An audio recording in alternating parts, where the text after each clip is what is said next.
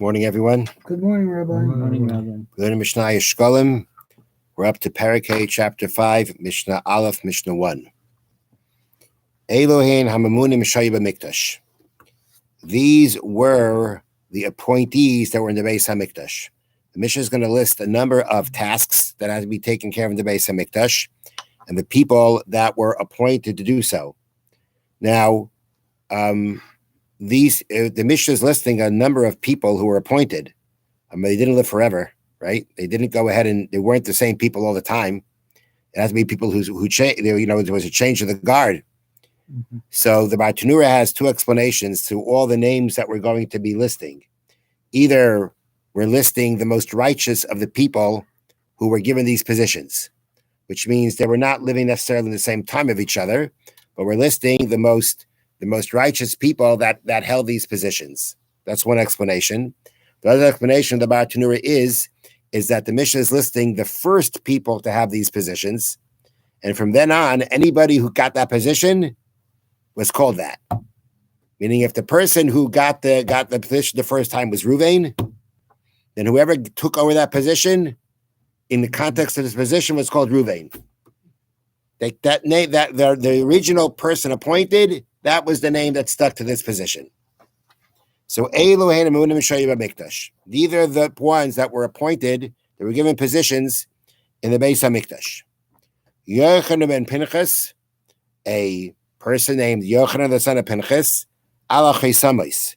He was appointed over the Chaysamais. Now Chaysamais we often translate as seals, but what that means here, the way the ArtScroll translates it, which is going to work much better, is we call them tokens. Yochanan ben Pinchas was in charge of the tokens. Tokens that what? Tokens that people use to obtain Nesachim offerings. Now, we mentioned before, Nesachim means that any time a person brought a sacrifice, along with that sacrifice came a wine libation and came a mincha, meal offering made of flour and oil. These things had to be, you had to purchase them. You had to get hold of them. You didn't necessarily go ahead and bring them from the house, from your own home. You typically got them from the Beis HaMikdash. The process of these tokens will be discussed further on in the Mishnayos, but that's what these tokens were for. The tokens were for the people. People were given the tokens to obtain what they needed for the Nesachim.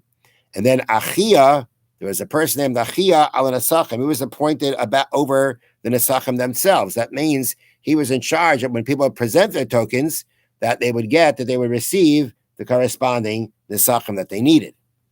Matisyo ben Shmuel ala Piasais. Matisyo, the son of Shmuel, was in charge of the lotteries. There was a lottery system to decide every day which Kohen would do that part of the avodah, that part of the divine worship for that day, for that day, for that service rather, and there was somebody who had to oversee the lottery. That was Matisya ben Shmuel. Are these all Kohanim? Not necessarily. The people in charge are not started. That's a good question. I at one point thought yes, but as we're going to see further on, I think we could see from the Mishnah itself that it didn't have to be that way. Pesachia, there was again a person known as Pesachia alakinim. He was in charge of the bird offerings. There are people, like a woman who gives birth, who has to bring 2 birds as part of her process of purification after childbirth. A woman who is a zava, who let's say bled more than her regular menstruation period, she's a zava. She has to bring at the conclusion of that state of being a zava, she has to bring bird offerings. Now, when people brought bird offerings, they didn't bring 2 birds from home, but rather they went out and they took enough. They took enough money to buy birds and put in a special chest in the Beis HaMikdash that was designated for that. Basically, the Kohanim would every day go and take the monies out of there and take those monies to buy the bird offerings for whoever needed it. So this man Pesachia, he was in charge of the birds. So that means that basically he would make sure that money that went into there every day was taken out and dealt with and used to buy those birds and offered. The Bartanura also says that this person had to be a big Talmid Chacham, had to be a big Torah sage, because there are some very complicated cases of people having to bring more than one pair of birds, and it can get very complicated to figure out what they actually have to bring. So the person who was in charge of this wasn't just in charge of dealing with, the money in the chest and making sure that the money went for the birds that the people gave the money for, but this person apparently got involved also in any kind of questions involved in these bird offerings. And therefore, you have to be very learned in order to be able to answer those questions. Now, we just mentioned this person named Psachia. Psachia was in charge of the bird offerings. Now the Mishnah tells us Psachia. Who was Psachia? Zem Mordechai. The Mordechai of the Purim story, that was Psachia, which has to mean that after the story, so for number one, Mordechai was not a Kohen, right? And he was still in charge of this. So, a lot of these things were not happening. They weren't happening in the courtyard of the Beis Hamikdash itself. It was happening on the Har HaBayis, on the Temple Mount that was referred to. So, as long as you're pure, anybody can go up there and be up there, without getting into all the controversy now involved in that. But again, according to the actual halacha, if you can make yourself pure, you're able to go anywhere in the Har HaBayis in the Temple Mount. So that's what Mordechai did.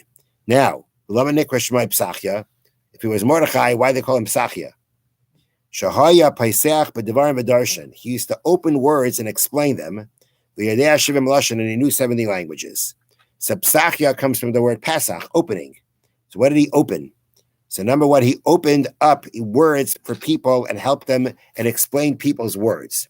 That means to say that if a person, let's say, they came to Beis Hamikdash, they said, what did they need, what sacrifice they had to bring, and sometimes apparently they weren't very clear about how they were speaking. And Mordechai seemed to have had this knack of being able to figure out what people wanted. Now it also says that he knew 70 languages. So what does that got to do with this? So they bring down here on the bottom, which is maybe, an explanation that it is an explanation that two things go together. And that is that people from all around, from many different countries, were coming to bring sacrifice in the Beis Hamikdash. They spoke different languages. So they would come and speak, maybe speak a broken Hebrew or whatever it was. Because of the different languages, it wasn't always so easy for people to clearly state what they wanted. Well, Mordechai understood all the languages, all 70 languages that there are, and therefore he was able to figure out what everybody wanted. So according to this, the two things would go together, and it works very well because, why are we mentioning that that he knew 70 languages? All right, back to the list of the appointees. Ben Achia, somebody named the son of Achia, who is in charge of intestinal sicknesses. If you were a Kohen, you were eating a lot of meat. And as they also bring down, you couldn't drink wine. Wine helps you digest the food. You can't drink wine because a Kohen, while he's doing the service, cannot drink wine. Okay, so they drank a lot of water. It also brings down, they walked on a cold marble floor, which made them weak. So they had a lot of stomach problems. And therefore, they had to have somebody in charge of giving them the proper medications they needed to be able to heal themselves. So that's what it means, Me'achia al chayla me'ayim. And Achia was in charge of those that had intestinal sickness. Nechunya, then there was a man named Nechunya. Chayfer Shichan, he dug cisterns. What does that do with the Beis Hamikdash? Nothing directly. However, he was an appointee in the Beis Hamikdash because he was in charge of making sure that the cisterns were dug to be able to gather water for the people who came to Yerushalayim for Yontif. All the people who came to Yerushalayim for Pesach, Shavuos, and Sukkot needed water to drink, and they had to make sure that there were these cisterns dug to make sure there was water. And that was his job, to make sure that these things were dug and taken care of. Next, Gvini. That's his name. Gvini. Kreuz. He was the announcer. His job was to go out and announce every morning, "Arise, Kohanim, to your service." And apparently he had a very strong voice. That was done with a very strong and powerful voice. So Gavine Kreis, he was in charge of making the announcement. Ben Gever, someone named Ben Gever, son of Gever, Amila Sha'arim. He was in charge of locking the gates. The gates of the Beis Hamikdash every day were opened and they were closed. and that's what this person was in charge of. Bevai, again, a person known as Ben Bevai, son of Bevai, Alapakia. He was in charge of the whip. What was the whip for? Because at night you had Kohanim, you had Levium. They basically stood guard at night. There was no service going on at night, but part of the respect to the Beis Hamikdash, like a palace has guards, Beis Hamikdash had guards. What happened if a guard fell asleep? So there was one person who was in charge of giving him a little tap to make sure. I don't know, it was a little tap, a big tap, but he gave him some kind of a tap in order to wake him up. Ben Arza, then there was someone named Ben Arza ala Tziltzol. A tziltzol is a cymbals. His job was to take the cymbals and go and hit them together and make a noise and make the sound with the cymbals in order for them to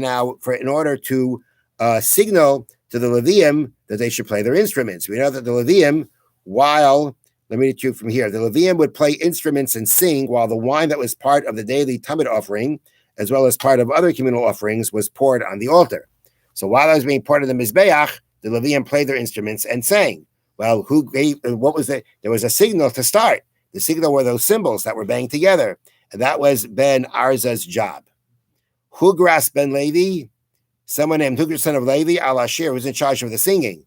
That means that he would tell the Levium when to start their song, when to end their song.